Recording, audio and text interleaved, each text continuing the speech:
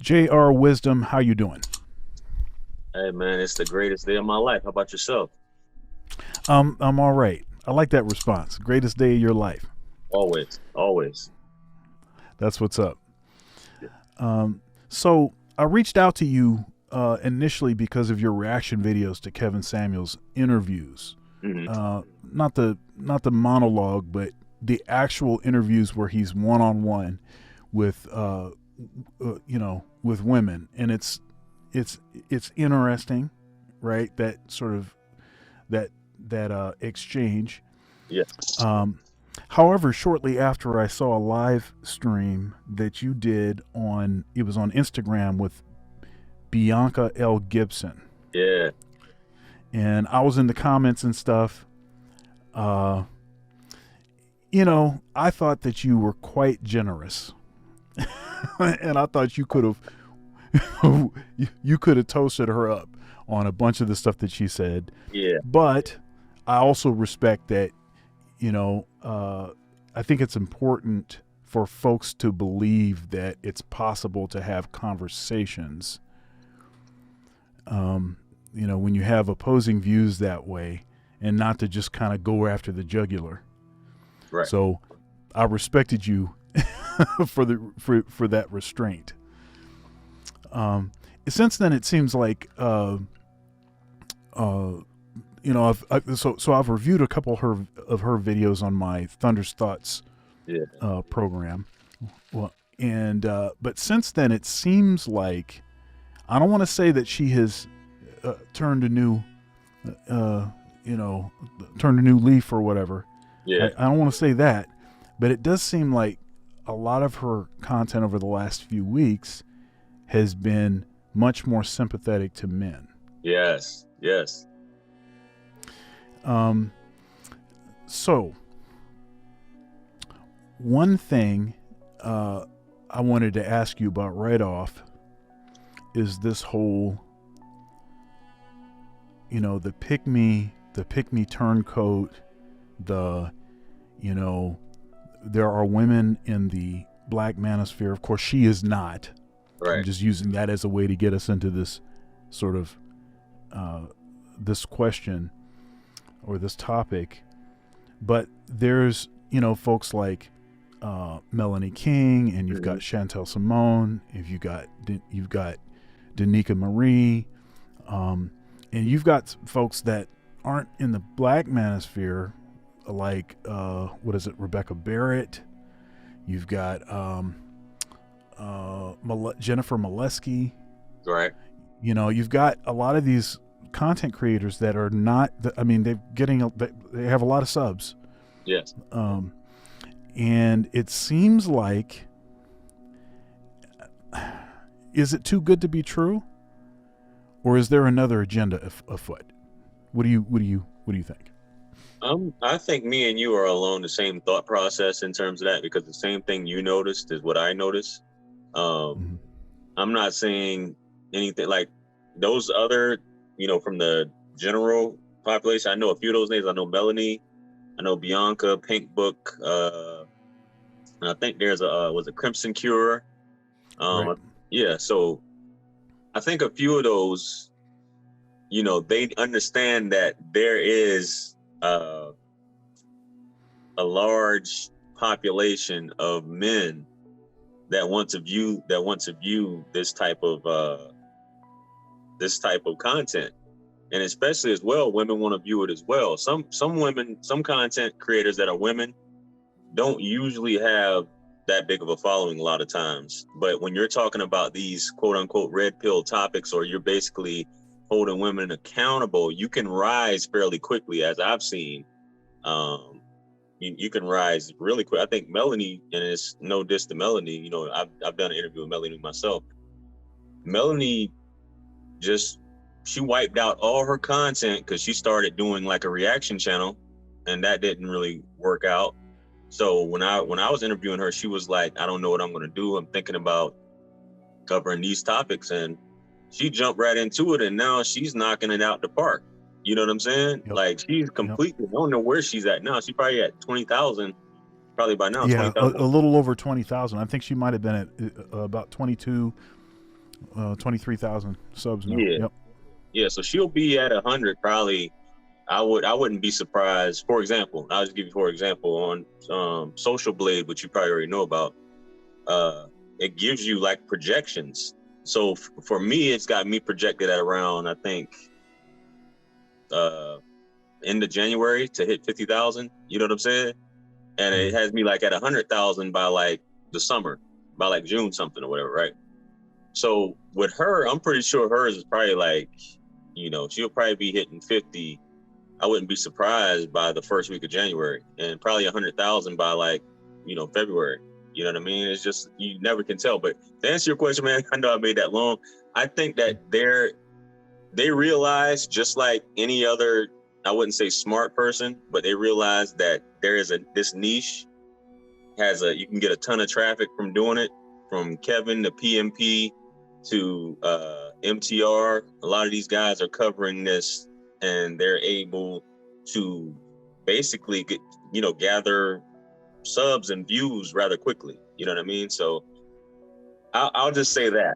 You know what I mean? Whether it's disingenuous or not, hey, but I'm not saying what their real views are, but that's what I have to say about it. You know what I mean? Now I've interacted with some of them. I have a show with Chantel actually. It's called Case Closed. It's usually on Solo TV 84's channel. Nice. A shout out to him. Nice. And Solo.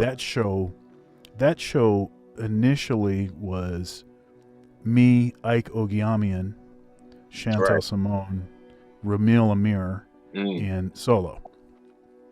And of course, we know that there's a sort of controversy surrounding Ramil. Right. And Ramil just sold his channel to Sister George. And there's some, I think there's some bickering and some back and forth about that, and folks are on different sides of that issue because it's kind of like, well, why?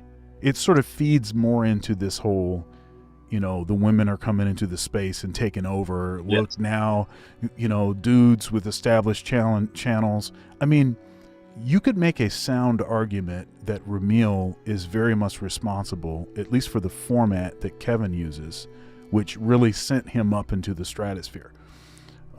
Because they had a show together. What was it? The Lion's Den or something? Yeah. And so basically Kevin used the same format, but instead of talking to guys, talking to like entrepreneurs, he just started talking to women.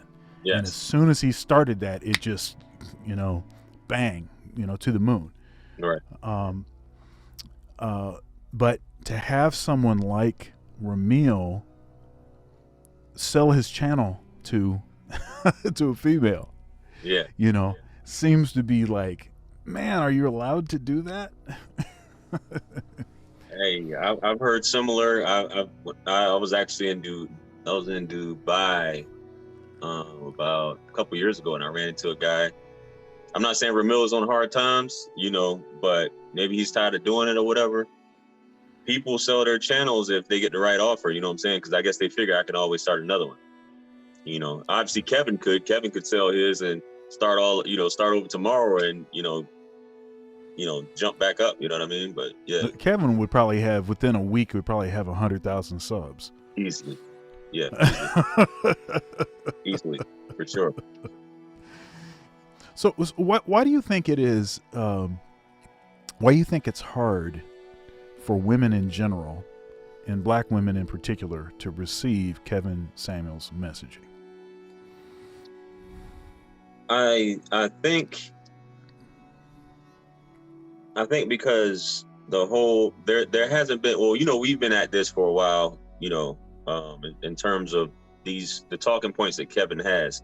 As I always say, shout out to Kevin. Kevin was able to package it to make it palatable to the masses, even though, and they can't turn away from Kevin. But the reason why I don't think they're so receptive, even though they keep calling in, which is the weirdest thing ever, people always say, why do they keep calling in? Is because he's saying things that... Thank you so much for watching my video so far. If you'd like to support, There are several ways to do so below. Also, likes are free. Please comment, share, and subscribe. Now back to the video.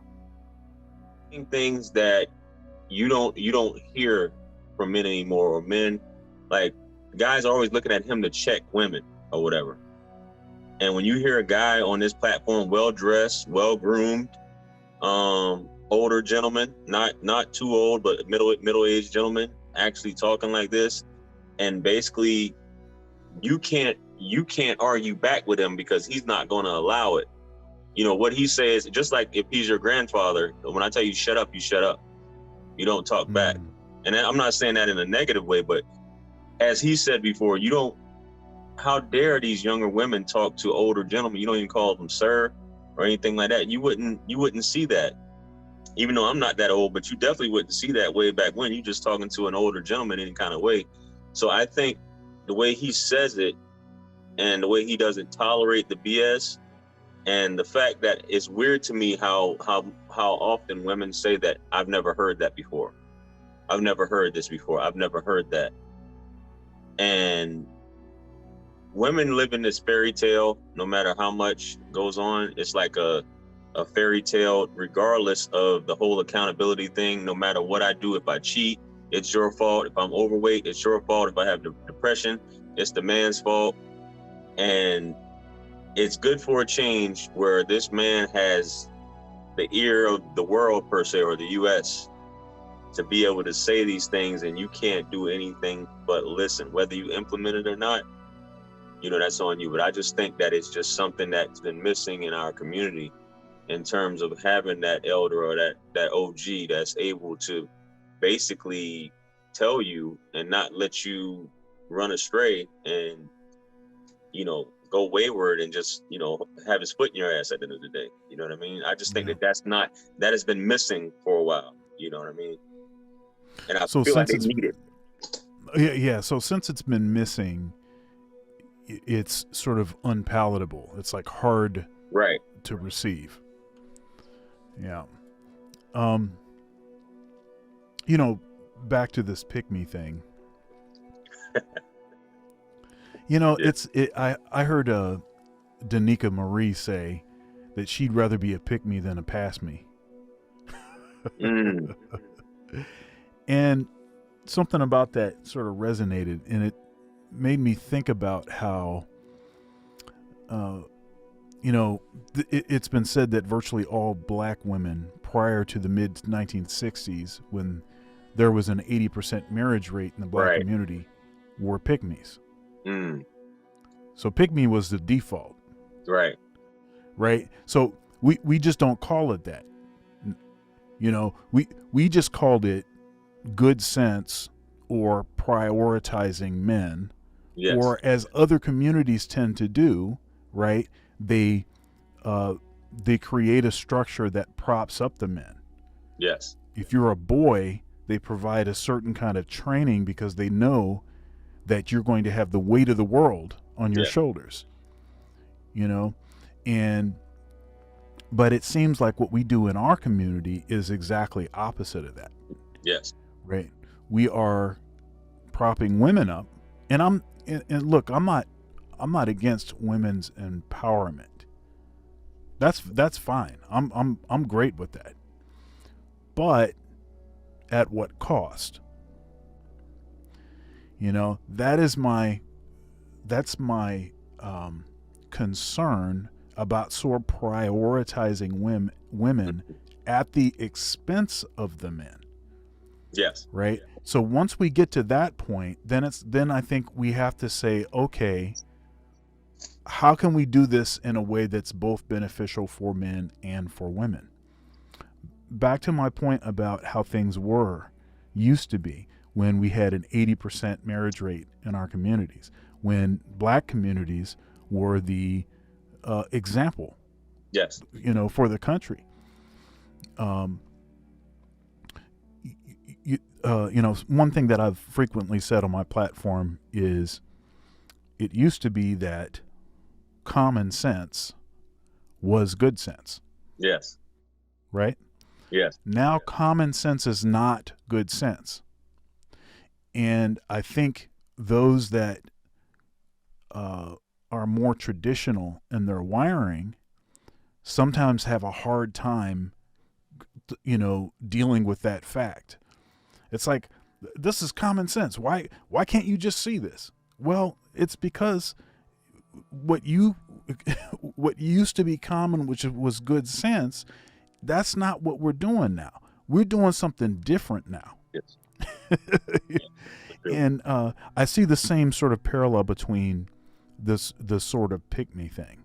We've just created a pejorative term to basically describe women that prioritized men and therefore were able to get married. Mm-hmm.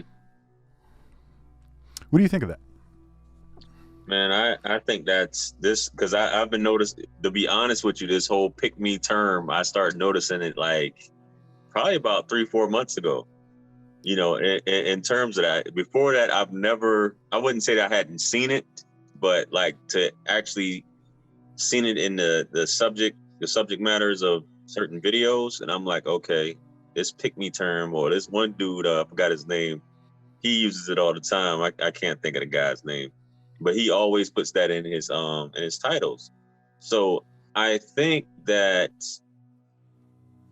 it's almost a rarity, you know what I mean? And now we seem like we're trying to, or some of the female content creators, you would think that, well, I think that they're trying to encourage that more, as I believe you said, which is definitely a good thing if women are to take heed in terms of it. But for sure, they were groomed in the times before, but obviously it's a matriarchal society now. This is also, in my opinion, a LGBTQ society as well, which I think that has certain implications with the family dynamic as well, and what's going on, as opposed to it being more of a patriarchal society or dynamic within the diaspora during those times that you were talking about. And things were a certain way. And obviously a lot of our elders now talk about it, from Dr. Umar to Louis Farrakhan to just several other, I can't think, I'm losing my thoughts right now, that talk about this point in time. Jesse Lee Peterson, as controversial as he is, that's all he talks about. You know what I mean? Yeah. Where the family unit was more in place, than what it is now. And I just did a reaction to a Kevin video just now where he's having a conversation with the young lady about this same exact thing, about how she was accusing the men of being the downfall of the Black family dynamic. She was only 21 years old. He basically schooled her on that, the fact that she would say something like that. So, that's my thoughts on that. And it's I hope it does return to that, man. But it just seems like this is, the women's lib and, sex everywhere. And it's only like, we haven't even gotten to the point where it's going to be completely naked walking down the street. Like the respect and everything's going out the window, so. Yeah, I interviewed BGS Ibmore. Right. And one thing that I've heard him say frequently is he will talk about dating, and I think we talked about this in our interview.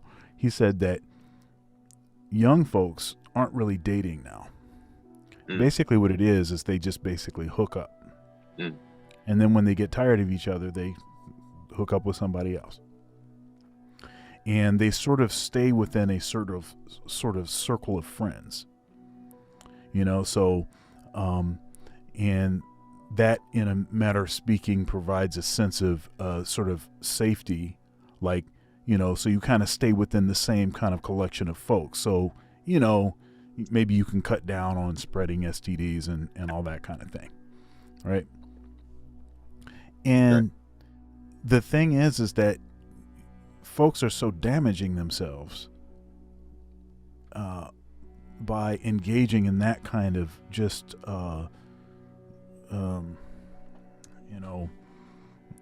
pedestrian. It's just, hey, this is whatever. This, this kind of thing. Now we know that in particular, women are really not designed to be able to handle that psychologically. One criticism that I do have about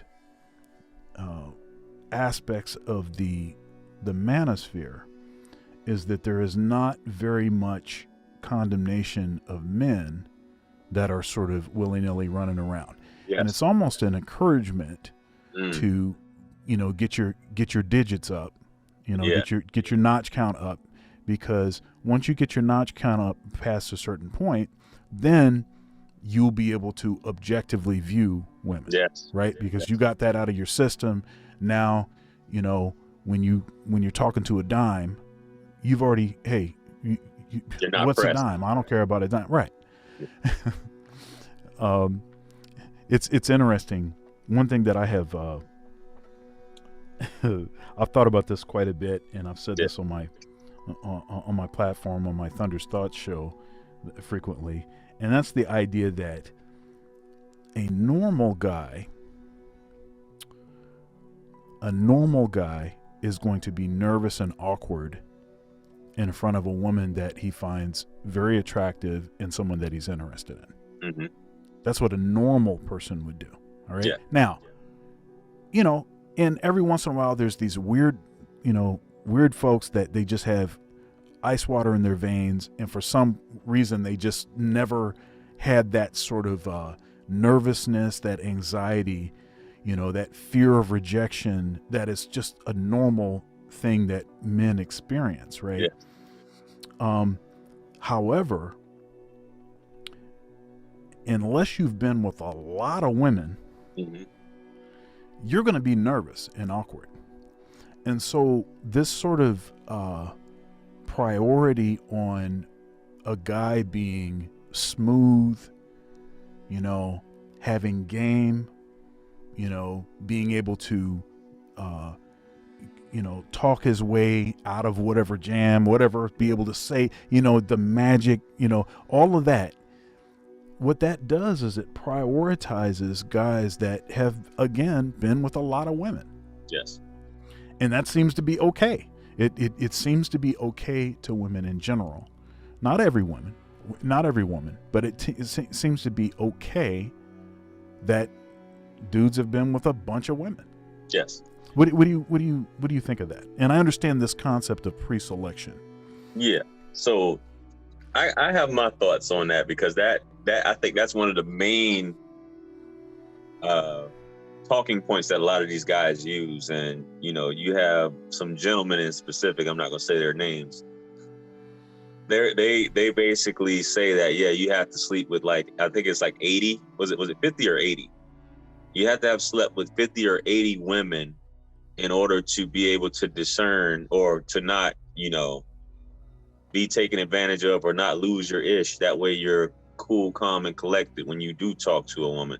I've heard, like, 4 or 5 years ago, even like live streams with O'Shea, where I actually heard guys say you have to sleep with 150 women to be considered an alpha male. I actually heard a content creator, a big content creator, and you named his name, I'm not gonna say his name, but that you interviewed him in the past. He actually said that you have to have slept with 150 women to be considered an alpha male. And when you say these things and younger guys are hearing this, it's like, man, either you're going to strive for it, or you're going to be like, it's going to make you feel like shit. You know what I'm saying? Like, that may be something I may not ever be able to do. I'm socially awkward, even though, and I tell people this on my channel, I'm nowhere near those numbers. You know what I mean? But, and I also put out, and people have said, I get called simp all the time, so it's no big deal. But having sex with multiple women is never going to bring you peace. I did that video like 3-4 years ago.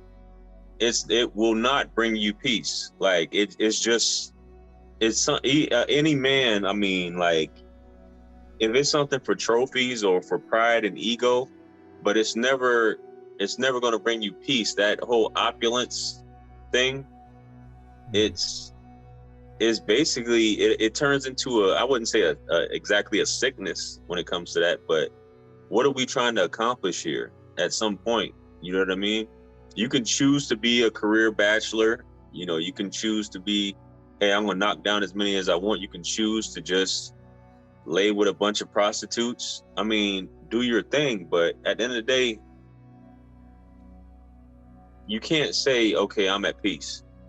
I'm at peace just because by virtue of me knocking down all these women. It's perfectly fine. I think approach when it comes to women. A lot of these dating coaches make it like unrealistic, and men have to realize that rejection is just a part of being a man. Yeah. And so many of these guys, they get so scared. I see so many guys in the comments on my videos. They're like, I just don't approach women. I just don't approach women. I just don't approach women. And in my opinion, that just by you saying that act or that task has emasculated you to actually come to that point where you're just like, the natural, even though you have fear of it, approach anxiety, or she may say this, it's like at that point, it's like you resigned your masculinity. And I mean, I'm not to say to dictate, you know, but we have to procreate at the end of the day. You know what I mean? So it's a natural order to procreate. And if you just shy away from it and become an incel, you know, that's my thoughts on it. It doesn't make you just being, I think it's cool just being you. There's nothing wrong with being you. I think we all should work on our social skills just as part of being just in life. We should work on our social skills. I still have to work on my social skills. You know, I still get anxiety sometimes when I talk to women. You know what I mean? I still make mistakes. I'm not going to ever be like every single woman I talk to or everything goes right. You know, I get flaked on, all types of stuff, man. I'll deal with a woman one time, maybe twice, and then she just goes on about her. Everything doesn't happen like how you hear on these videos. You know, stuff, what you were just describing, it does happen. These guys that, as you say, have ice water in their veins, or, you know, some guys just have gotten to that point where they don't give a damn, or they've dealt with enough women, or, as you say, they're pre-select. But even pre-select, sometimes it's I haven't really seen it. I mean, even in my experience, as far as women actually approaching men, not to say it doesn't happen, it's happened in my life probably about, I could say maybe a dozen times, you know what I'm saying, where I've been approached by women. But for the most part, it's just approach women, man. It's just a part of that. It's just a part of life, man. It's just a part of being a man, in my opinion. A man that actually wants to interact with women, you have to learn to break that barrier and overcome that fear, you know, which I don't know where this fear comes from, where we have it. But yeah, you know, that's my thoughts on it, man.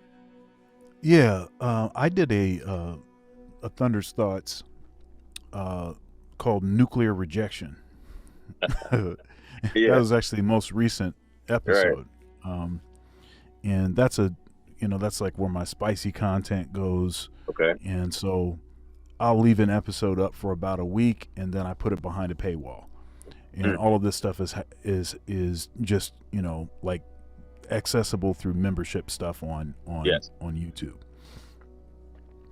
And but it's still, you know, so folks watching now, you can go and check that out.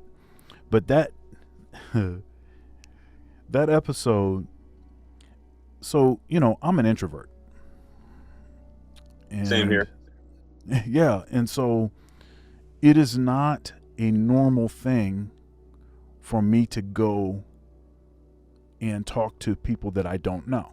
Mm-hmm. Okay, now I'm not going to be rude. If people say hello to me, I'm going to say hello back. Yes. But if I don't know you, then I don't know you, and that's okay, right? What makes it much more comfortable for me to talk to folks is when there is something in common, because then we can get right into it. Because I'm a horrible small talker.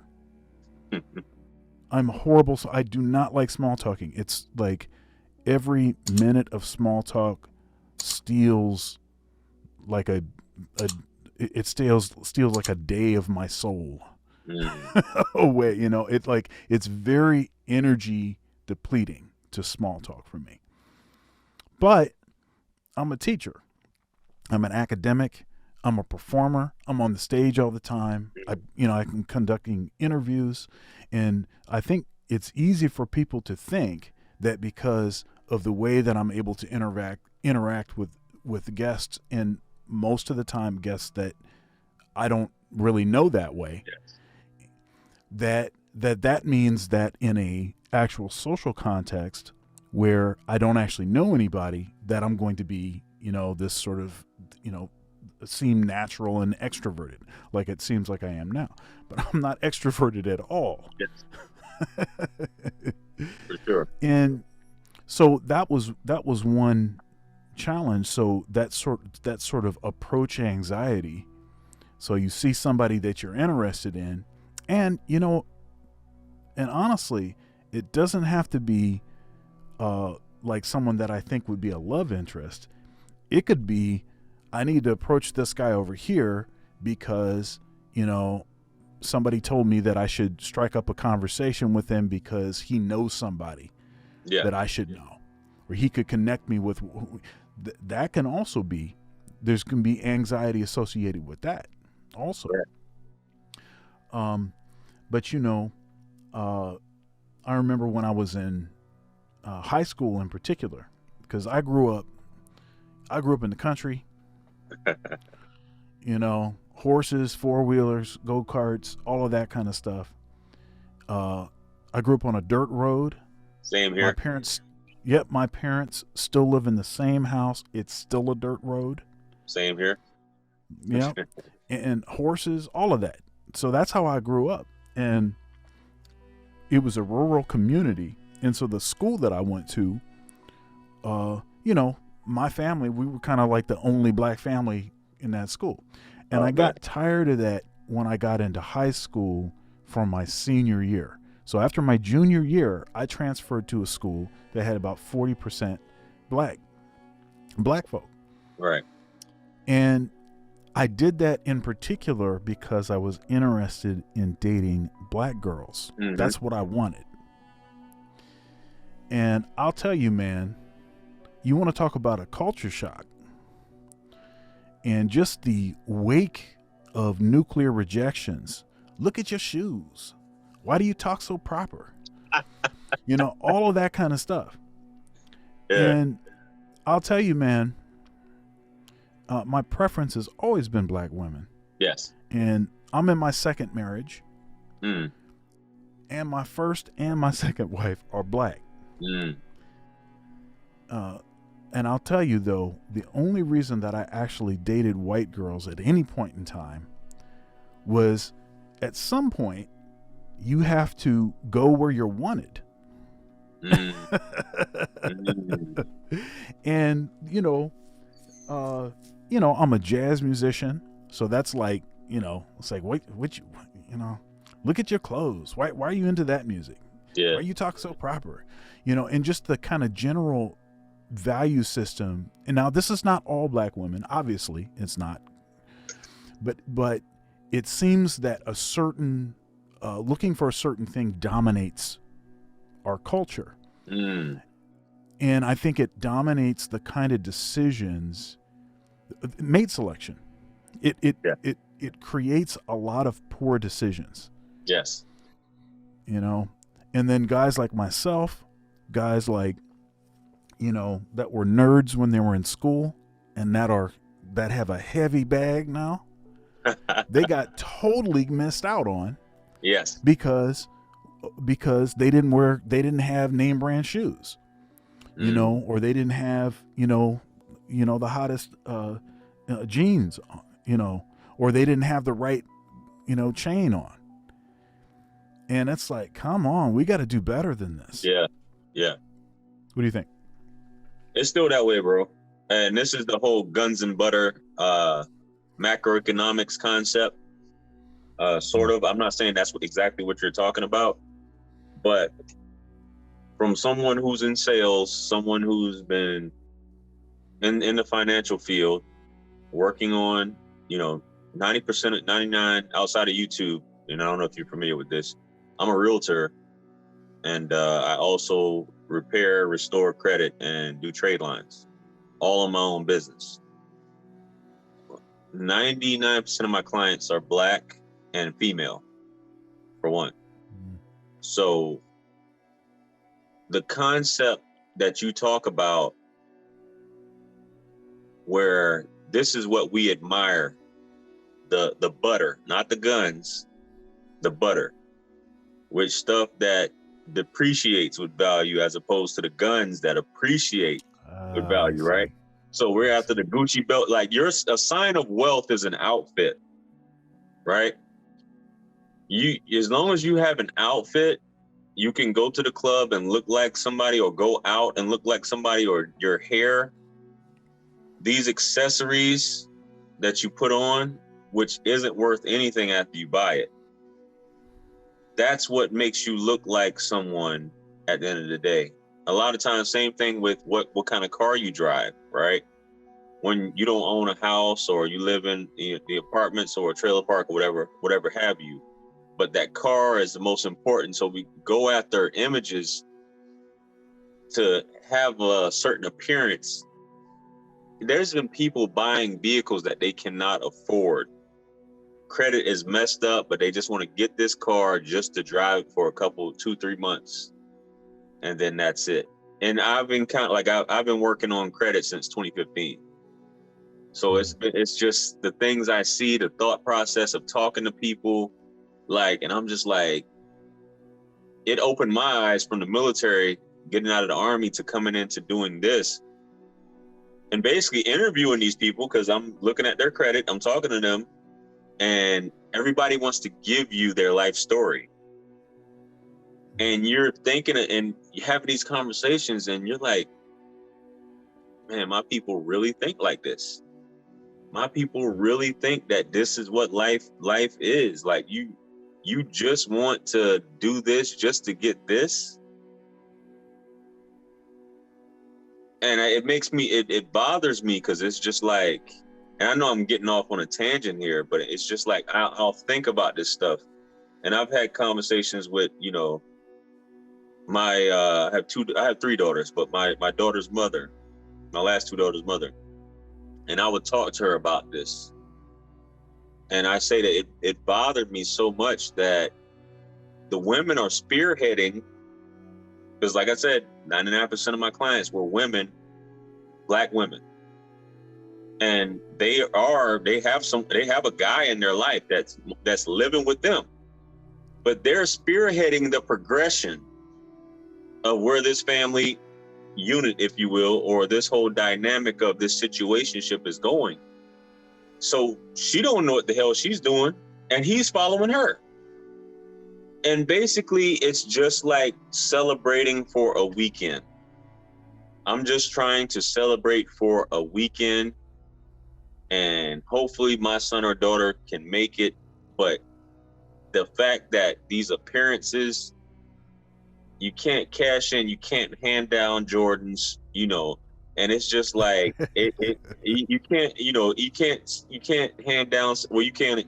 I guess they got stuff now. This stuff that we're talking about right now, I was just talking about this on a video. You have people subleasing Section 8.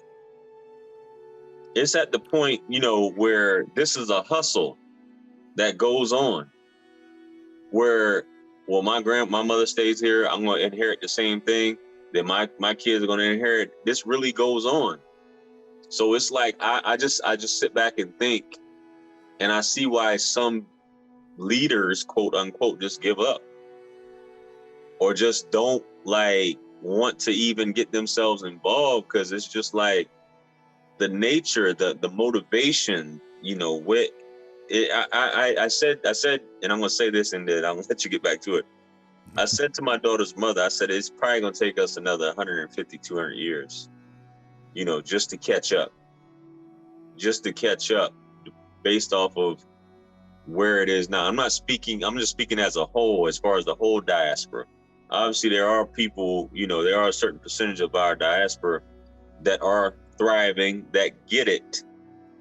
But I think for the most part, it's not, and it when it comes to simple things like this, or being so gullible when it comes to certain things, or, the cohesion, being a unit, and just like other family units, other ethnicities, other people who immigrate to our country have no issues just coming in and just doing it. But it's like we just have an issue for whatever reason. Just when I can't think of it off top. I'm not a statistics person, but I know, and you probably know it as well as I do. What is it? The black dollar, was it 24 hours? It only circulates for like 24 hours or something like that. 6 hours. 6 hours. Sorry. Damn. Yeah. It's worse than you thought. Yeah. So I'm just like, and that stuff, it really, I take it personal. It really bothers me.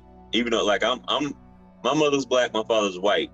So I really don't have a dog in the fight per se, or people would argue, people would have things to say about the way I look, and I'm not really this, I'm not really that.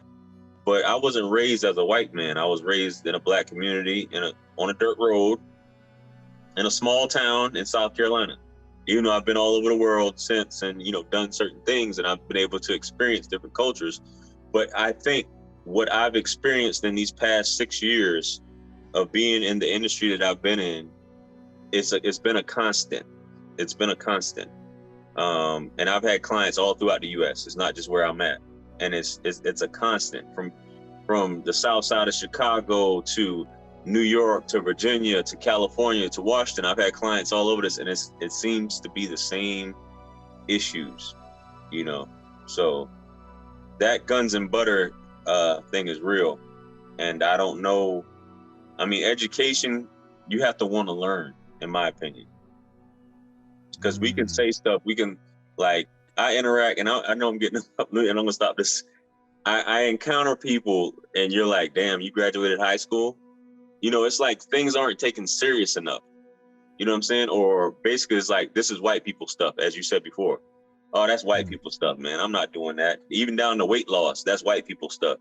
Man, owning property, man, only white people can own property. You know what I'm saying? And this is the stuff that I've heard. So I think this instant gratification is all that matters. That right now, if I can't get it right now, I can go to the mall right now and get that outfit and wear it tonight. I can get my hair done today and let that be that. It's just that instant gratification. And we got to get out of that and get into the investing, the life insurance, real estate, land, instead of these outfits. Because you can't really hand it down to your children. But anyway, I'm sorry, man. Sorry to get off. No. All of that stuff. Amen to all of that. Amen to all of that. Let me say, the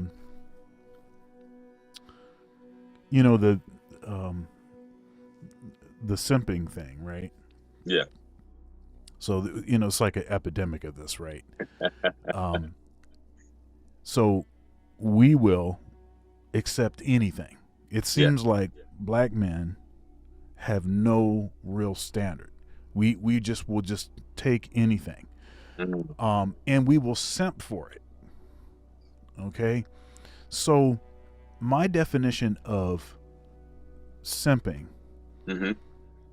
is prioritizing pleasure over purpose.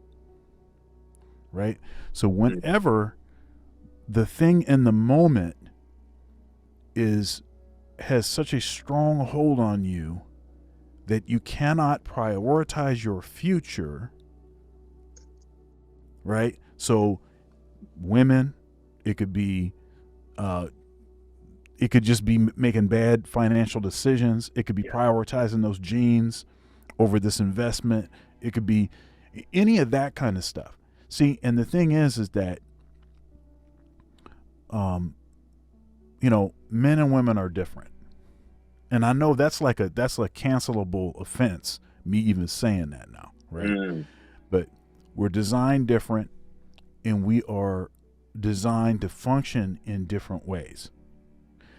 What men are supposed to do is we are supposed to be able to see the long game. We're supposed to absolutely. be able to subdue those existential, that stuff in the moment. We're supposed to be able to subdue that and look for the long game, right? Absolutely. Um, Women aren't usually wired or oriented that way, and that's good. That's good. It's, I mean, you need both. You need someone that's thinking about what's happening right now, Mhm. you know, taking care of the kids, taking care of the house, taking care of the family, you know, uh, dealing with issues that are pertinent right now, things that need to be addressed right now. You need somebody that is focusing on that stuff, but you also need somebody that's looking down the road Absolutely. and saying, yes, that stuff is well and good, but you know what? I might have to say no to a few of those things because that might jeopardize this thing that's down the road. Absolutely. And with so few fathers in the lives of their children in our communities, what's happening is you don't have anyone that is teaching folks this long game. Mm. And so I would say that I don't know of a community where there's more simps than the black community. Sorry to have to say that. I'm sorry, man. Yeah. Man, I never thought of that. But yeah. I Because never thought of that. To be honest with you, I've never thought of that. Yeah. we are not, because we are not taught. We are not taught to say, you know what, man, that gold chain, that might look good, but really what you want to be doing is this over here. You need to prioritize that. And that's going to cause pain. Yeah. See that's the reason. That's the reason why there are so many simps. Is because simping is easy. Mm-hmm. Facts. Now it puts you in situations that aren't easy. But just simping, that's easy. Anybody can do that. Yes.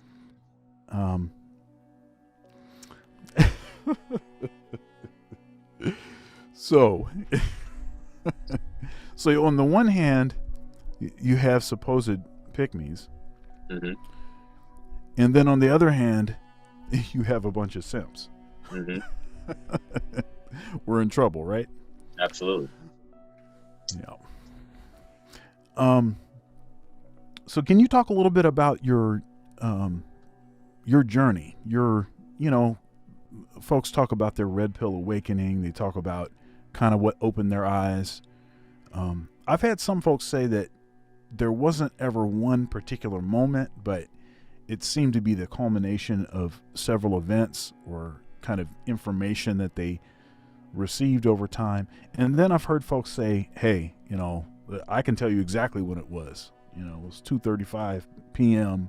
Yeah. On such and such a day when such and such a split. Well, man, I don't know how much of like how far back you went on my journey or whatever, but I was about to say how much time you got. But yeah, I'll get to it. Yeah, man. My story, and I'm pretty sure there are some guys who got a story similar to mine. Mine was to the point where I actually had to write about it, and I put it in some of it in a book. But to run it down to you, I got married, and this is all when you reflect. I'm 38 years old. I'll be 39 next month. I got married when I was 18 years old. You know what I mean? I never had I knew my father. My father would come around. He was a married man. He would come around. My mom was a side chick, the whole time. He would come around, do his thing, and leave. I never had an adult conversation with my father. Never got taught anything. So I'm from a small town, like I said. So I basically, any interactions as far as how to deal with women, I learned like Dead Reckoning, or I just seen, you know, music videos, movies, so on and so forth, or guys in the neighborhood. So that's not the best way to teach you. So, like, not unlike any other guys in the military, I met this girl when I was 18. I liked her, and I was like, yo, let's get married. You know what I'm saying? And she was pregnant, and we had a child. I had my first child at 19. So she was young just as I was young. So we got married, and, you know, we learning about ourselves, learning each other, so on and so forth. And things just got to a point when I got out of the Army, you know, she just decided that she didn't get to live her life, so she wanted to live her life. And I was stuck with, I wouldn't say stuck with the kids, but she didn't want to be a mother anymore. So she wanted to run the streets and do her thing, so on and so forth. So that was kind of like my first taste of how brutal this thing, and I don't know what your situation was with your first wife, but basically I was basically thrown, and it's more to it, but I was basically thrown out there, and I became a single parent, going through a bunch of stuff to actually get divorced. And this is kind of like, at this point, this is kind of when O'Shea, around this time, this is when O'Shea came on YouTube, the advent of O'Shea Duke Jackson. You know what I'm saying? So, like a lot of us guys do when we're going through, obviously that's my first love, my first heartbreak. I'm looking at stuff on YouTube, and I come across O'Shea Duke Jackson, you know, young O'Shea, back when he had like 13,000 subscribers, I think, at the time. And I'm watching this. I'm like, what does this do? This dude makes sense, man. And it clicked. And I'm like, and it was something about, because I was just trying so hard to get her back. You know, even though she did this to the family, I was trying so hard to get her back. And I told him, he interviewed me, probably about 4 or 5 months ago. He interviewed me, and I mentioned this to him. And I said that, I don't know if I ever told you this, but you did a video about basically when a woman doesn't want to talk to you and you keep calling her phone and she don't want to respond to you, you just stop. You know, and I don't know why at that point, and I was like, this guy's making sense. And that's when I start seeing all these red pill topics and stuff like that going on. And I'm just like, and once you hear this, you start reflecting on everything. As you know, you start reflecting on all the mistakes you made, all the things, how you were living your life. Maybe you were doing some things red pill, maybe you weren't. You know what I'm saying? And not to say in order to be red pill, you have to be aware. But obviously you were doing some things that you were in your masculine as a solid 3% man, if you will, that you were in your masculine, sometimes you were in your feminine. So I was reflecting on all the mistakes I made, and basically being thrown out into this market, as you said, awkward. I was married from the age of 18.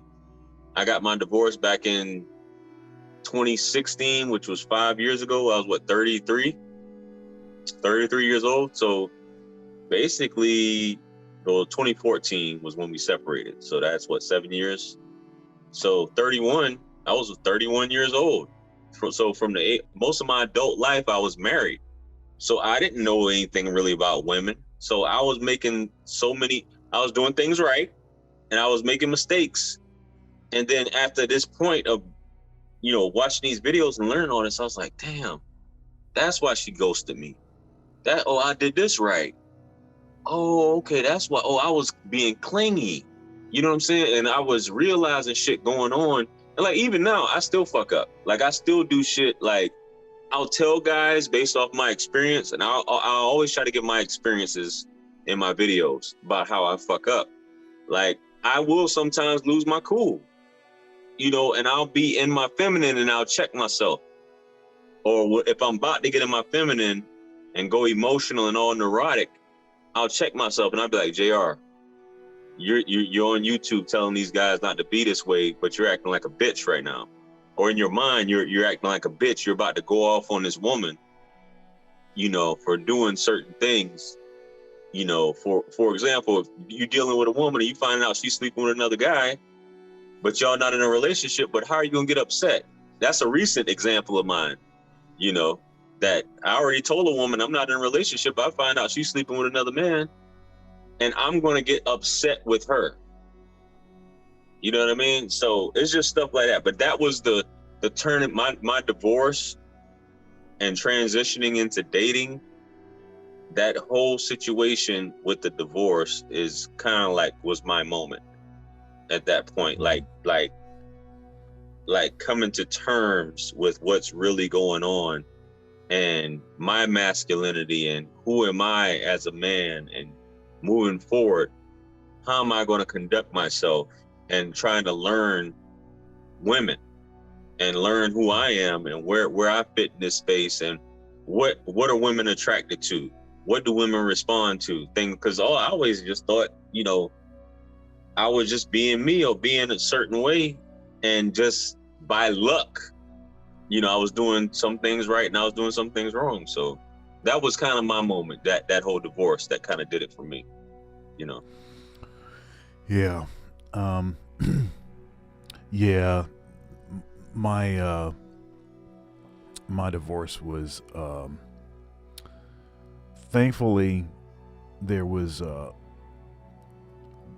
she basically just took all the good stuff, as it were, but we didn't have any kids. Yeah. It was a scenario where,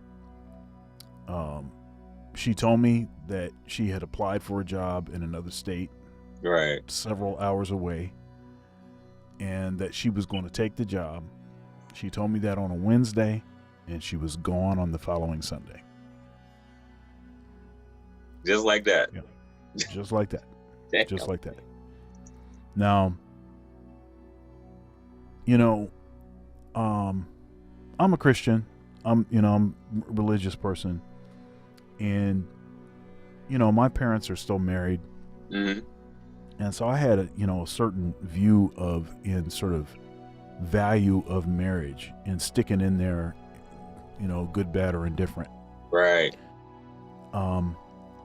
And there was all kind of stuff that was wrong with the relationship, and she was doing some things that I had a lot of questions about, but I never got definitive evidence of, mm-hmm. kind of a thing. So in no way did I stick around because everything was ideal and then I was just totally blindsided. I knew that stuff was wrong, but I wasn't willing to go, and I wasn't willing to walk away. So she actually did me a favor. Yes. By walking away. And she did me a favor based on the way that the, alimony laws and divorce laws and everything, by leaving for a full-time job. Yes. So she actually did me a solid, as it were. It didn't feel like a solid. Definitely. But it's interesting because, when I look back at my childhood and a lot of the values that I have, a lot of the things, the counsel that my father has given me over the years, that counsel would have to be classified as red pill. I mean, it was definitely right down the middle. Now, did I always listen to that? Of course not. Did I have several challenges dealing with women and dating and stuff? Absolutely. I've got a YouTube playlist on my channel called Blue Pill Testimonials. It has 10 videos on there. Only one of them can, anybody can watch, but but and I made those videos not because I was trying to out anybody,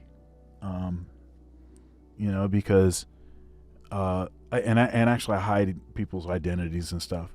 But it's all kind of stuff that I just dealt with because I thought that, hey, I was supposed to be women's doormat. Yes. Like, hey, they're allowed to just do whatever they want to do, and I'm supposed to just, you know, as Ayanla Fix My Life episode that she said, you know, stand in there with a black woman. You know, I'm supposed to just take whatever abuse and the indication that I am tough and that I have adequately manned up is the amount of abuse that I'm willing to take. For sure. And that's just it's just wrong. That's just not what that's supposed to be. Um, and again, it's another version of this, as I say, simping, because you should not allow yourself to be abused in that way. Correct. Under no circumstance, because it doesn't do anyone any good. You're also doing the person that is abusing you. You're doing them a disservice also, because they will never reform if you just allow them to continue to do the same thing. That's correct. Absolutely correct. Yeah. So, back to Kevin Samuels. And, you know, part of my interest in Kevin, interest in the Black Manosphere, interest in the dating market, what's going on in the dating market. Part of it is what you alluded to, saying, hey, if we don't procreate, then, you know, our species is going to die out, right? Yeah. But another thing is, I have an 8-year-old son, and very concerned about how just the nature of this market, how that's going to affect him. And a question I have for you: do you think that the conversations that are happening in the Black Manosphere in particular, the Kevin Samuelses, you know, and even some of the stuff that the dating coaches are saying about female nature and things, do you think that stuff actually is making a dent? And do you think that it potentially will, I mean, do you think this is going to make it better for my son's prospects when he's of dating age? I think, and let me interject myself in here in terms of this, because you have different personnel. You have different content creators, if you will, and different commentary. You have guys who I think there's missing people who are even keel, right? And I get accused of that all the time. You're on the fence. You should be attacking women. You should be holding these women accountable, so on and so forth. But I said this I did a live stream the other day. Holding women accountable does not make you a better man. And I hate to say it, holding a woman accountable, and I'm saying this directed to what you're asking in reference to your son. You can watch a ton of videos of guys talking about female nature, right? We can educate the young boys on female nature, but that doesn't necessarily tell you what a man is or how to conduct yourself as a man. A lot of the content you have to, you chew the meat up and spit the bones out, you know, or take what works for you. A lot of guys, and this is what I was shocked when I started doing these reaction videos. A lot of these guys, like, it's borderline, like, really, like, and I call them He-Man woman haters.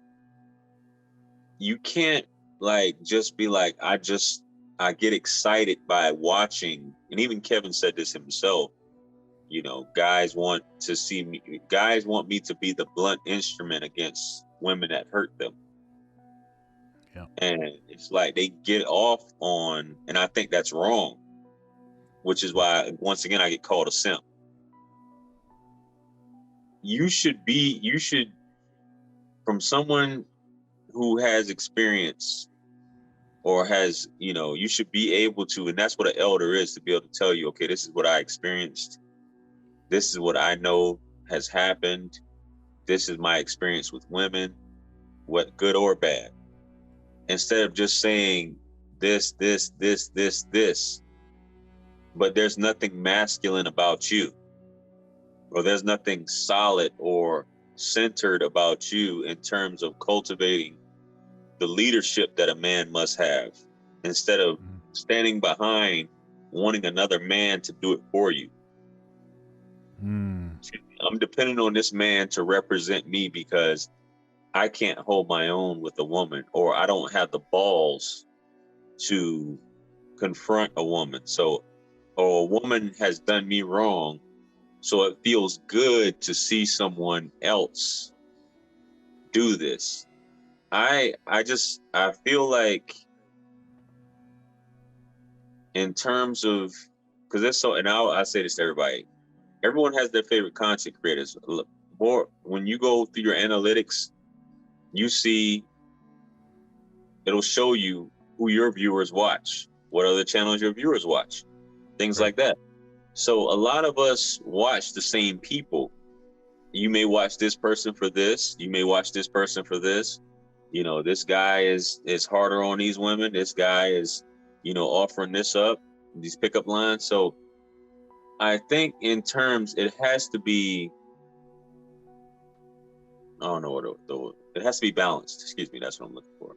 It has to be balanced. You have to get it all in there, instead of just saying, well, this is all this guy talks about. All he talks about is these hoes ain't loyal. You know what I'm saying? I'm gonna cook her. You go to this channel to watch women get cooked. You go to this channel to get pickup lines. You go to this channel to watch female fuckery, so on and so forth. But as you said, I think there should be channels, and I can't name any off top. I think BGS may have covered this stuff. I don't, and I'm gonna be honest with you, I don't catch his stuff like that. If he's even active, I don't even know if he's active or not. I know Obsidian. Yeah, he's very much active. Yeah. I know Obsidian covered this. BGS. When I think of those two together, every time I think of Obsidian or I think of BGS, I think of those two. But I think that there needs to be a channel, and just like Kevin, how Kevin started out as an image consultant. This is how professional men dress. This is how you should smell. This is how you should look.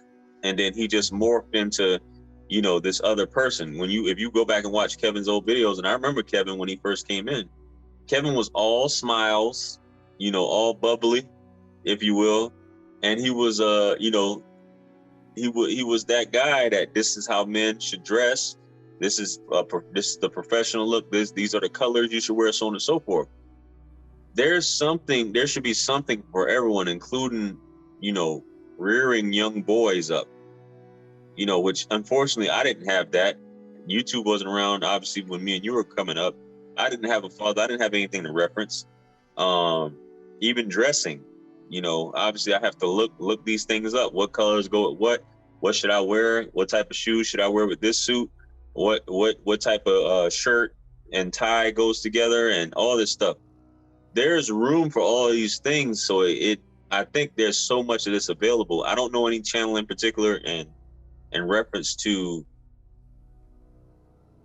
raising young men or teaching you how to raise young men and or daughters to be productive citizens and to be solid, centered, loving, caring, express their emotions, knowing that it's okay to cry and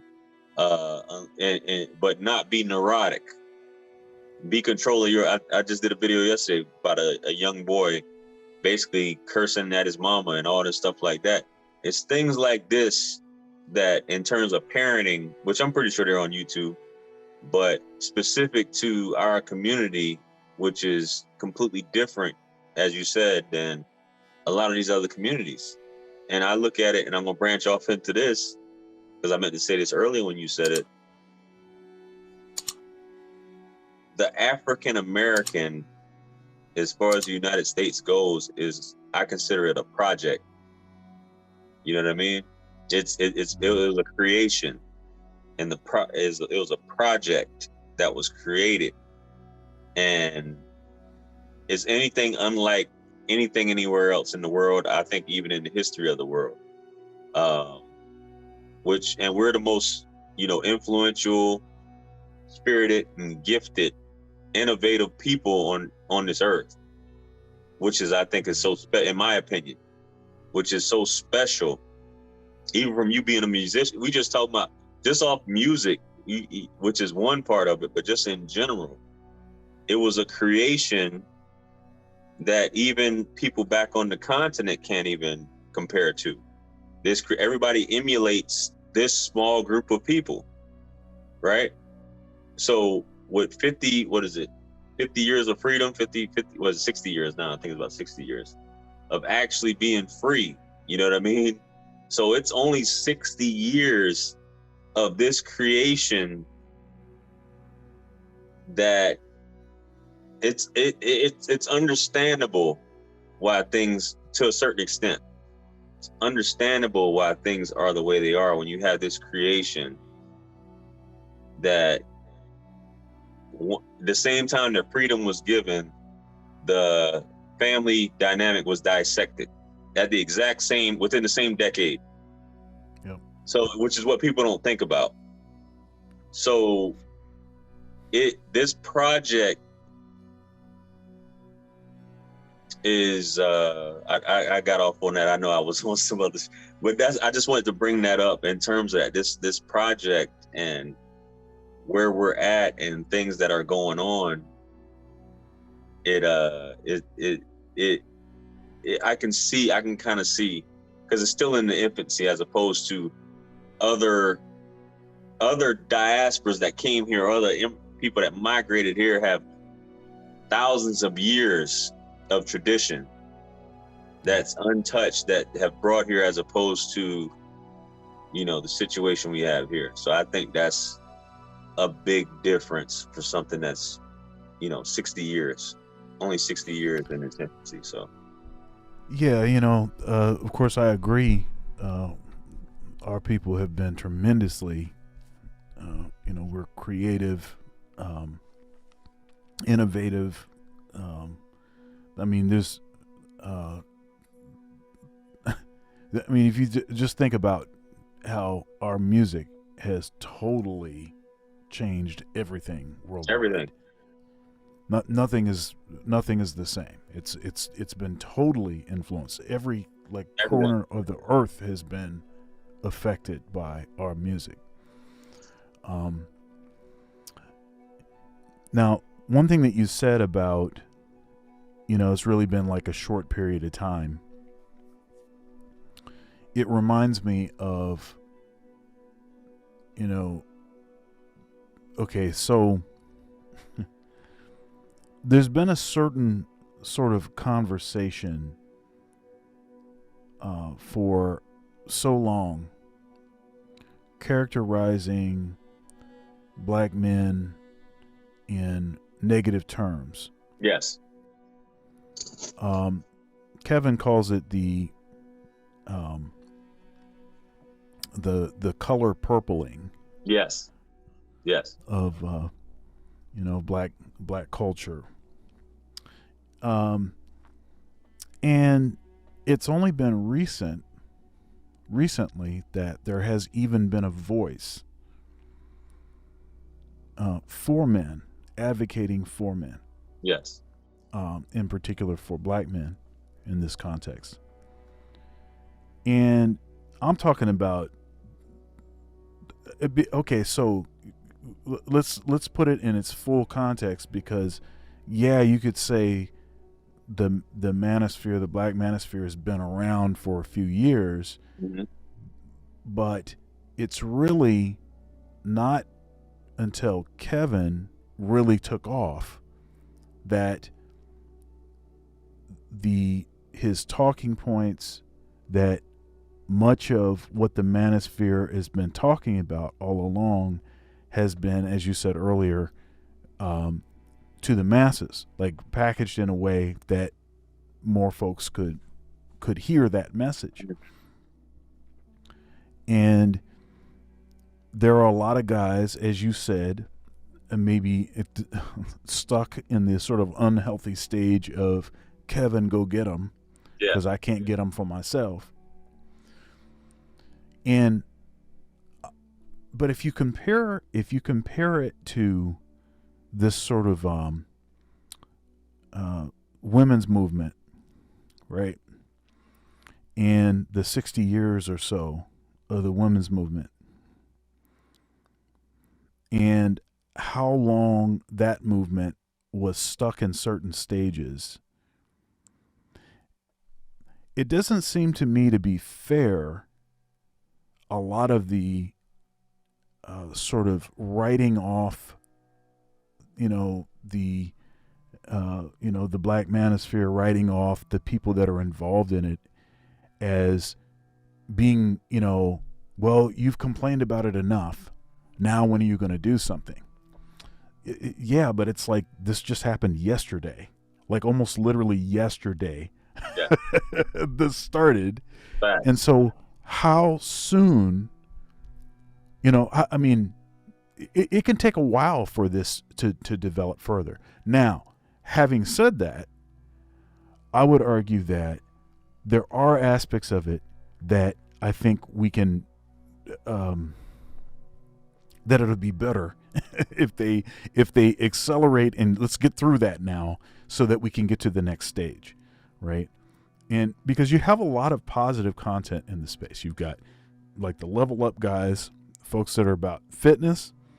You have the folks the cryptocurrency cats, right? You've got the productivity kind of folks. I've got a show with Ike Ogiamian called Getting Ish Done. And it's a productivity kind of show. And it really focuses on even strategies as far as,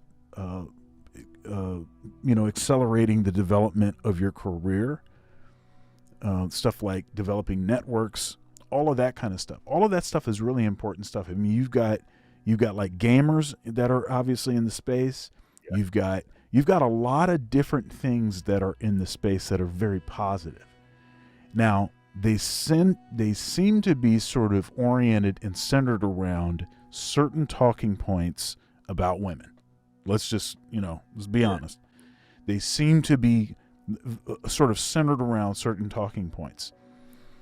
But they also, like I said, are offering some really positive kind of things. It seems like there's a lot of criticism of the space that's not unwarranted.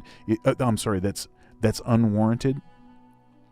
If you were to get on Google, to do a Google search for Manosphere, all of the worst possible thing on earth, the most misogynistic, the worst stuff would come up for probably the first 5 pages.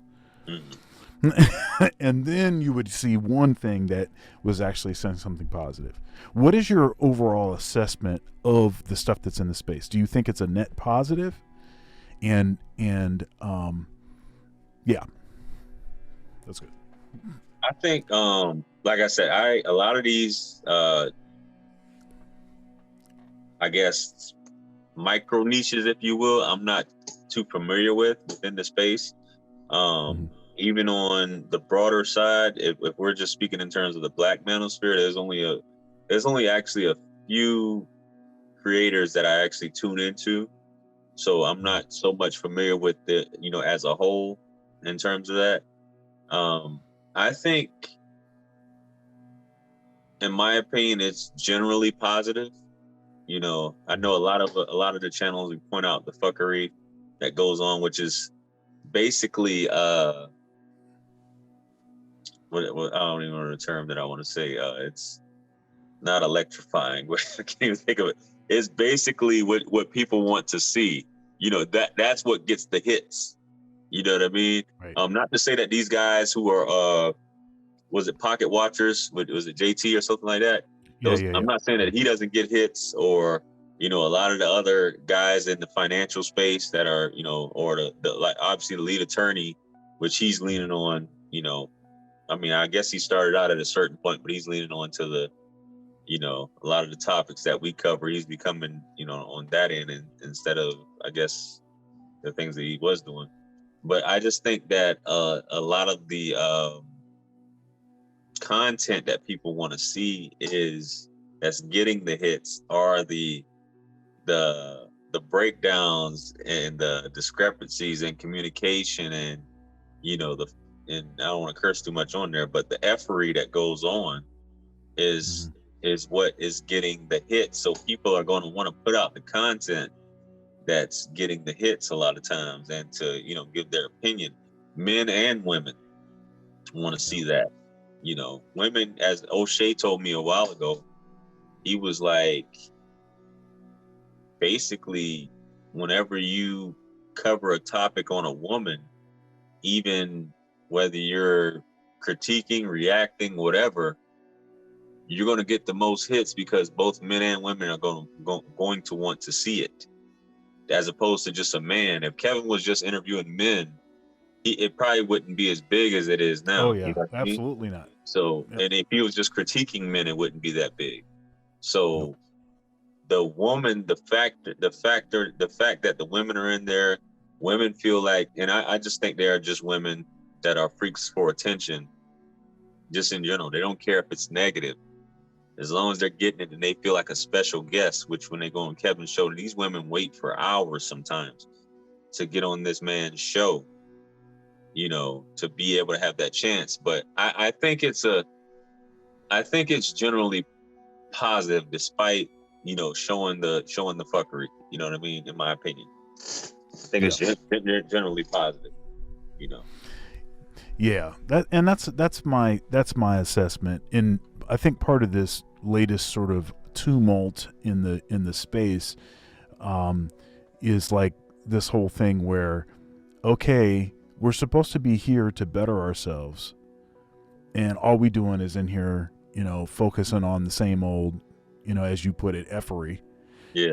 Rather than the sort of, like when we put out content that's on stuff like cryptocurrency, how to invest, stuff about fitness, stuff about, developing networks, all of that kind of stuff. And you look at the kind of views that gets, and then you look at the kind of views that, some criticism of Brittany Renner is getting. Yeah. Then it's just like, okay, what are we actually doing? Now, I think one thing that has to be said in this context, and people have to understand, and maybe this helps them to, maybe to provide, a vantage point, a different way of viewing this, is that YouTube is a business. Yes. This is a business. So yeah, I mean, you can say, yeah, there's been a lot of meaningful stuff that's been happening, and a lot of talking points that have risen out of the Black Manosphere, but that's YouTube, and it is still a business model, and so you're still going to have to deal with trending topics and that kind of stuff if you're going to be viable, if you're going to keep it going, and that's something that I'm learning myself in my own content creation. It's not, because I'm interested in it doesn't necessarily mean that other folks are going to be interested in it. Yes. And so, there is a lowest common denominator, and, and the space is sort of designed as a response, to guys kind of going through a lot of crap, usually dealing with women, right? Mm-hmm. So some of that stuff is understandable. I also think we shouldn't have to apologize for having a space where we can say things, even if it's the way that we want to talk, on topics that we want to discuss with frankness. Women have had this forever and ever on men, and in fact, They've had all of the national media networks. The whole structure has been designed to create a place where they will feel safe saying anything that they want to say about men. Any negative, any sordid, any disgusting thing. You remember? You probably remember this. What was it? This woman that got on saying how. What was the thing about?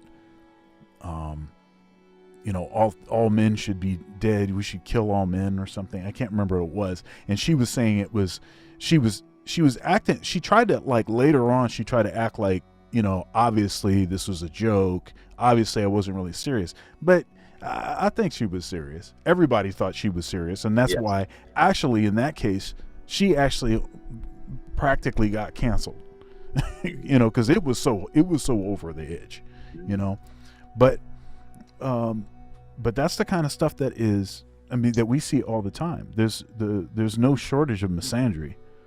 Not at all. No shortage. Well, is there anything that you'd like to say that we didn't get a chance to discuss, or something you want to plug? Man, I just tell the guys, man, who's watching, man, like, I think there has to be balance on anything, man. Despite your experiences, don't ever let your experiences have you to the point where you're jaded and you're just seeing red, for lack of a better term, and that you develop a hatred, or you become like the people that you quote unquote despise, or that sex that you despise, and you end up becoming that exactly, which I see that a lot. Like the things that guys complain about, they're doing themselves, or they're starting to do themselves. So there's nothing wrong with that. There's nothing wrong with, you can be quote unquote red pill and still like women. It's perfectly fine, man. There's nothing wrong with being a gentleman. There's nothing wrong with being centered. There's nothing wrong with that, man. I think a lot of the stuff we talked about, this evening is basically needs to be heard, and that, guys should step back and just look at it. And if you do feel anger or disdain for any woman, it's something you really need to look within to see, hey, why do I feel this way? You know what I mean? So that's just my thoughts on it, man. Other than that, you guys know where to find me, man. J.R. Wisdom here on YouTube, and that's pretty much all I got, man. I appreciate you having me on, bro. All right, man. Well, thanks again for your time and energy, and I thought we had a great conversation. I hope you enjoyed the conversation. Absolutely. And I will see you next time. Oh, yeah, for sure, man. I appreciate it once again, man. Yep. All right. Have a good night. All right, I'll see you. Look. Peace.